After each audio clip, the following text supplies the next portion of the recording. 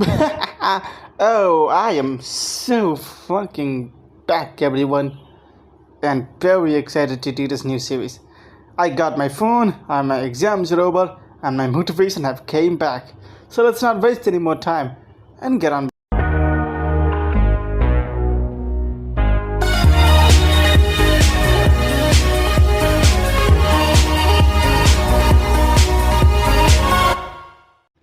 So, yeah, everyone, welcome to the first part of, well, what if MHA had a common writer? You heard me correctly. It's a what if MHA had a common writer. And you might be wondering, wait, I actually know about common writers? Yes, I freaking do. And everything. Also, as you have noticed, I have a new, well, character. Or not, well, character, more like design for my OC. And channel mascot, basically. Anyways, let's not waste any more time and get on with the what if. I am sorry to say this to you, madam, but your son cannot be a hero. A boy with black hair and blue eyes sat across from his mother in the doctor's office. The boy was no older than 6 years old as he looked up at the doctor. The doctor sighed and looked at him.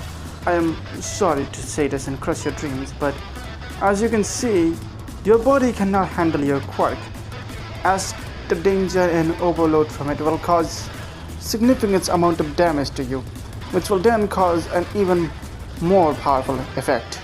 As you can understand, maybe you can do something else, the doctor said with clear sadness in his voice. But the only the kid heard was, I can't be a hero. The kid dreamed of always being a hero, like All Might. But now he was told he can't be a hero. So, what now? His mother sighed and looked at him. Let's go, Kohai. Kohai, the boy looked at his mother and just got up stiffly. He honed his action figure and walked with her. This was the most weirdest day of his life. Or well, the most saddest, if we could tell you. Kohai was driven back to the house, as his grandparents and family members were there patiently as his mother sighed. She explained the situation to them and they couldn't understand anything. Before, later, they sighed and understood her. They just patted Kohai in the head and his dad looked at him. Maybe another day. What do you say, champ? He couldn't say anything, just the fact that he existed made him understandably quiet. For the next few days, the boy known as Kohai would not really be present, emotionally at least. As he looked around, looked at the room, looked at every place around him, he started to wonder, was he even gonna be a hero? He had a quirk, that's for certain. But even with that, he's basically quirkless in every sense of the word. He didn't have a quirk in a natural sense of the word. What could he say, or what could he do? Then one day he came out, and his mother, well, she decided to lighten his mood by showing some TV. She turned it on, and the first thing that was, oh, this is a bit violent, his mother said, as Kohai looked at the explosion, as he saw a boy get a belt. The man on the screen said, this is the event deck. This is how you become a Kamen writer, Shinji. Shinji looked at it and placed it when going to the mirror world. This was Kamen writer Ryuki. And the boy looked at it. I needed that. His mother looked confused. The boy pointed. Kohai just looked at his mother. Mom, didn't you see it? Shinji doesn't have powers. He has a Kamen writer belt. He needed that to transform. I need that. His mother just laughed. Well, sweetheart, that's a great dream, but in reality, those kinds of powers cannot work. And even if you have a device like that, you still need a heroin crystal to charge it and a support company to make it. Then I will make it myself. She laughed a bit, and she just ruffled his hair. I think it was a child's dream. Well, let's see now. It was gonna be something very, very interesting. The next day, Kohai went to his father. Dad? His father looked down at him. Yes, kiddo? I want advanced engineering books. His dad just blinked. This was the first time he had heard his son asking about this, and more importantly, anyone asking about this. A child's gonna be asking about this, right? Well, his dad didn't mind and said sure, I guess, and bought him a engineering book. After that, Kohai started studying. His grades dramatically improved because of course they did. He became good at studying and doing something more, gathering money and he didn't jump right into building the writer belt. Kawhi first started to fix things, appliances, and more, and started to even ask for his family to give him some money for some of the chores he did. And his mother thought it was silly, funny, but over time, Kawhi started to buy other things. He needed a screwdriver, aluminum foils, more. Let's see. Wait, what is a copper wire? I need copper wires! He screamed at the top of his lungs as his parents said. Over time, the garage changed, and the lively atmosphere of the house had finally returned. Kawhi was fixing a broken toaster. So, this toaster is broke? The neighbor next to him said, "Yep, I'm thinking of replacing it, but I thought, I could give it to you and see what you could do. I'm gonna take a look at it and then give it back to you, old man." Hey, respect your elders, kid. You're only what, 5, 6? Correct. They both laughed for a bit as Kawhi started to fix it. The wiring is wrong. It can still work. I think I need to fix the circuit board a bit. Now the internal spring mechanism is also damaged and the heat production is probably not either. Kawhi started to think for a bit. I wonder what he can do to exactly fix these exact problems in the machine. He's needed a bit of work, a bit of timing, and a bit more of, working in general. As he basically spent the next few days fixing a toaster.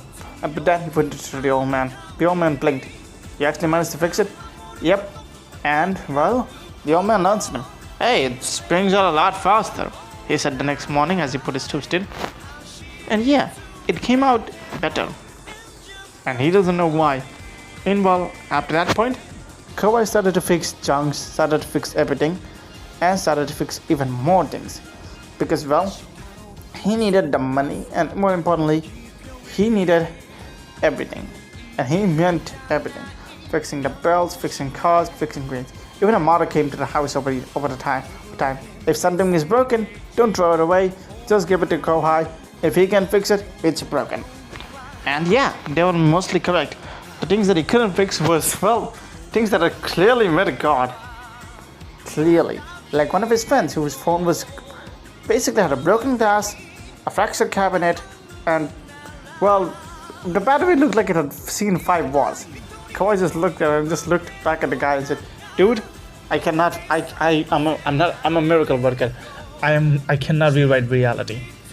And yeah, the guy with the friend bought a new phone. Kawhi spent the next few years building on his technology until one day a woman showed up on him. Then he asked, "Hello, is this the house that fixes things?" Kawhi's mom opened the door as she looked at the woman with green hair and the kid with messy green hair. Yes, can I ask? No, I was just heard that someone, a kid over here was, fixing things and giving them to the neighbors. Yes, Kawhi's mother nodded. Can fix things and I want him to fix my son's laptop. Is that okay, Miss Kurosawa? The woman known as Miss Kurosawa, as by her family name, just nodded. "Oh, please come in. And, what's your name?" Kawhi's mother asked the woman. The green-haired woman nodded and said, "Inko Midoriya. This is my son, Izuku Midoriya." Izuku nodded. "Hi." Even if he was a bit nervous seeing the older woman, she just smiled. Come in." They started to walk and walked to the garage. They didn't exactly live in an apartment like the Midoriyas did, but the houses were close enough to the apartment district for some families to come by. As the garage door opened, "Kawhi, we have some guests." "Coming, Mom." A young boy's voice came as he came out with goggles, wrench, and some grease. Inko blinked. Ma'am, is this the child?" "Yep." His mother smiled with genuine happiness as she patted Kawhi's head. "This is my baby boy, Kawhi, and a top engineer, basically." "Oh, I see." Inko just looked at the way kid as he turned in mind. "I thought it would be the father who would, is the fixer around here. I never expected a boy. So, what's the problem?" Inko held up the laptop. "Yes, my son kind of watches a video on this laptop over and over again, and, as you can see, it kind of recently fell up and slept." Midoriya nodded. Out of it, kind of sadness in his eyes. Kawhi noticed something familiar inside of him. Desperation? But he didn't know why Midoriya had that inside of him as he took it. "Okay," Kawhi nodded. "Come in." Kawhi, who was now 7 at this point, was starting to fix the laptop. So, Kawaii looked at Midoriya. What's your quirk? Midoriya just didn't speak. He was just quiet. Kawaii just looked at him, but Midoriya just said, I don't have a quirk. That's okay. Huh? Midoriya just looked at Kawaii. That's okay. Kawaii then standing as he was placing the pot. Yeah, that's alright. Midoriya just got a thought. Are you also quirkless? Kawaii shook his head. Nope, I have a quirk. Oh. Then I guess you don't understand. Oh, trust me, I'm basically quirkless too. Midoriya blinked. Huh?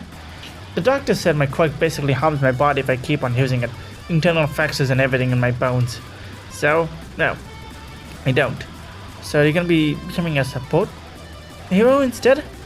No, I am still planning to become a hero. Wait, what? Midoriya said, as Kawaii showed him a black belt. This is what I call the driver belt, or the Crimson Aegis, Model 1. Hey? Midoriya was confused. Have you heard of Kamen Rider? No, Midoriya said. Well, I'm gonna introduce you to them once I fix your laptop. Kawaii laughed like an evil gremlin. And Midoriya was wondering what friend he made. After all, Kawaii basically fixed laptop, the battery problem, the charging, and made sure that it won't easily break. Here. Oh, it actually kind of works, Inko said, looking at the laptop, and Kawaii smiled at her. Yep, it does. Now, let me introduce you to something, Midoriya. He took him to the TV and turned it on, as it was Kamen Rider, the first ever one. Kamen Rider? Midoriya said. Kawaii pointed and banged his finger. Correct. Kamen Rider. Kamen Rider, as it played. As Ichigo was fighting some soccer soldiers. One of those soccer androids, robots, created to take over the world. Oh, and you watch these kind of things? It's enjoyment. This is Kamen Rider Ichigo. As for the real actor, yeah, he's long there. Oh, it's a pretty quirk age television. It was still going strong until the industrial quirk revolution. Midoriya blinked. When it came to the word industrial quirk revolution, it didn't mean the actual industrial revolution, but instead the hypothesized media that became centralized, especially with the description and currents of heroin crystals. Heroin crystals, the green rock under the earth that can power many things, which bring the new clean and clear energy to humankind, even cut down the entire global population by almost 99%. Well, that was 98%, but hey, carbon gases and everything still affected the planet a lot. This becomes the mining point, the problems, and many other things that needed all guarding and villains to steal from. Either way, this was great. So, this is Kamen Rider, yep. And on the stream, there's a giant fuck-off explosion. Kawaii laughed. Go Ichigo! Huh, I felt like that was a reference to a different series. Oh, trust me, a lot of people get confused with the names, Kawaii said to Midoriya. As then, over time passed, and Kawaii finally made one. I done it, Kawaii said, looking at the belt. Model 1. He clipped it on, as he then pulled out what seemed to be a key, a circular, round disc. As he placed the disc, turned it on, and screamed, Henshin! And almost nothing happened. Then it did happen. Crimson Aegis! Marker 1! Bang! And he transformed. Only for a few seconds before, oh my god, it's hot inside, Kawaii said, his 8-year-old bald body steaming. Apparently, he didn't realize how unbearably hot that entire device would be from the inside. God damn! But hey, it worked. Those books helped. On his desk were not only now engineering books, but also science fiction, capabilities, and energy, biology, and many more. As for why he had a sci-fi book, even though it wasn't, hey, Kawaii was still a kid, he still liked reading everything. Plus, some of those sci-fi books have interesting ideas that he thought maybe could come in handy one day. And he wasn't fully wrong. Alright, so Mark 1 overheats the body. I need to make a cooling system inside of the belt and the transformation. Huh. As for how Kawaii was making the transformation, simply put, nanobots, baby. And this was surprisingly cheap nowadays. Back when nanobots first came, these were those expensive looking sets. But the industrial revelation of quirks and the in crystals, those became more cheaper than anything else. Well, still expensive, just not the fact you needed to sell an arm and a leg for. Basically, with enough saving and time, you can buy them one day, which his family did. His dad worked in a high-end tech company, which kind of also helped. But that doesn't stop Kohai. He can always rely on the nanobots. So, what did he do? Well, Diggerby Beach was there. As one day in Diggerby Beach, dig, Kohai said as he was digging through a lot of the trash. Pines, capabilities, wires, cuts, all of these are valuable. There's a girl next to him side. She had fine hair, which were colored in green. As she looked at him, Kohai-san, can you please be more careful with yourself? I am being careful, he said to the vine-haired girl as she sighed. But what if you do get hurt? I won't, Shiozaki. Wait. The green-haired girl, known as Shiozaki Iwara, just sighed a bit for her friend. They met in a Christian festival. Yes, he was a Christian, and she basically didn't mind it much, because she herself found a friend that was just like her. Kohai, even if a bit energetic, still held a lot of the values her faith and the people valued, especially since his family did come from a long line of them. It was an easy confession. Dig. But then, hearing those boys again, it still annoyed her. Okay, that's enough. Hey, stop! Kohai said as he was wrapped in points. Minds as she dragged him away. We're going home and you're getting a bat. No! He screeched out as she took him back to get a shower, basically. Yeah, Kohai's life was a very interesting bunch. Between his friends, his family, and everything else he was inventing, he wasn't gonna stop. And sometimes he even hanged out with Midoriya. When a certain popular blonde explosion kid trying to pick on him, he just sent Bakugo flying by with a kick. He had to use his quirk, and hey, using it sparingly doesn't exactly damage his body, but he kind of understood after that first kick. Oh god, everything hurts, Kohai said, falling down. Bakugo was rubbing his nose. Hey, so now you know what? Getting more damage than you, the 8-year-old said. Yes, but oh, my quirk hurts me too. God. Kohai screamed a bit, and that was when he learned maybe the rider suit was important. After a while, he made Mark III, which was, well, not as successful either.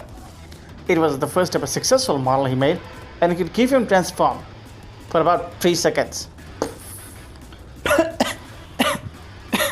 Kohai said, coughing. God! Well, as I fixed the heating problem, he said, taking notes, I still need to fix more of the problems, engineering, battery, and storage capacity as well. Still need to fix it up again.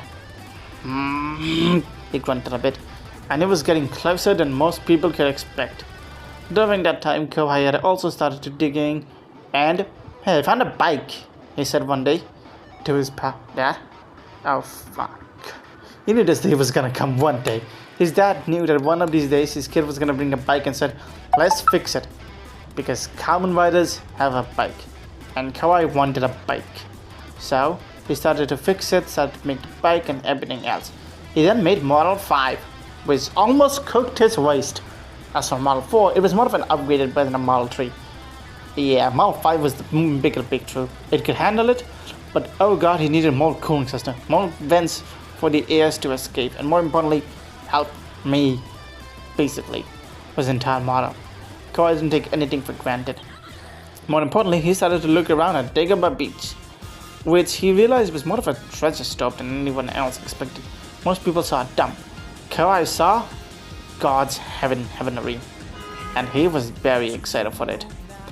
I am gonna be loving this place a lot. He's digged, he found that a lot of support gear companies and people working in support companies threw away their prototypes that were perfectly fine, just could need this one needed a better battery storage. This was needed a lot more energy capability. This one is just broken. He throws away the clearly that is supposed to be a lightsaber. He tried to copy Star Wars for some reason. Ooh, what is this? He found an oven and took it home. He fixed that oven, and his family had an oven that does not break. They still don't know why it does not break. They have stopped questioning logic ever since Kohai started to become an engineer. Anyways, Kohai now had 2 completely different projects going on side by side. One was the motorcycle he was very proud of. I will make this my ride! he screamed at the top of his lungs. Another was the more permanent solution to his problem, the rider belt. He started to add, well, speakers, which he already did, but each time he did, each one of speakers just broke after one use. Now they can chant and even play music.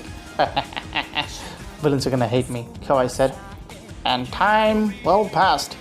Kawaii was now 10, building things, and wondering what could happen. Even went to Midoriya's school for a few times and played with him. As for Bakugo, he stayed away from Kawaii, and stayed away from messing with Midoriya. Kawaii looked at us up in the air and wondered to himself, well, let's see what exactly can happen, and what will happen. And he grinned. I can't wait to see what future holds for me. And I'm gonna end this part here. If people like this part, like, share, comment, and subscribe. And as you can notice, there's still about a few more minutes left in the video. And that's where I'm gonna be explaining where I've been for, well, almost over a year. So I'm not dropping any of my series unless I want to. Not necessarily. I will probably be doing a lot of rewrites to a lot of the series I originally was planning to do. Heck, I may even do a whole Ijuru Kamakura rewrite. I'm also planning on doing a Danganronpa rewrite on a certain extensive character, basically. Not a rewrite, but more like a what if. What if this blank character went back in time? As for what's gonna happen in the future of my channel, that's for more like me to decide, and from what I'm gonna choose eventually in the future. So yeah, if people actually like this part, like, comment, and subscribe. As for if you should treat this fic like more of a fanfiction or a what if, I would suggest to treat it like both, as I'm not diverging myself that away from canon as a way to explain where this quirk came from, but I'm also not sticking that closely to canon either. And after all, it's more of a fun for me. And if you can already guess, just what it was made more for my entertainment than anything else. I've seen a lot of whatever Kamen writer was in MHA, and all of them have always been the same to me. What if this guy got the power from every Kamen writer? Here we have another Jayo and Decade. Hooray. But I wanted to do something very different with it. I wanted to have the Kamen writer inspiration, but make my own Kamen writer. And more importantly, have them be an essential part of the story. So yeah, this is all for today, and see you all next time. Bye.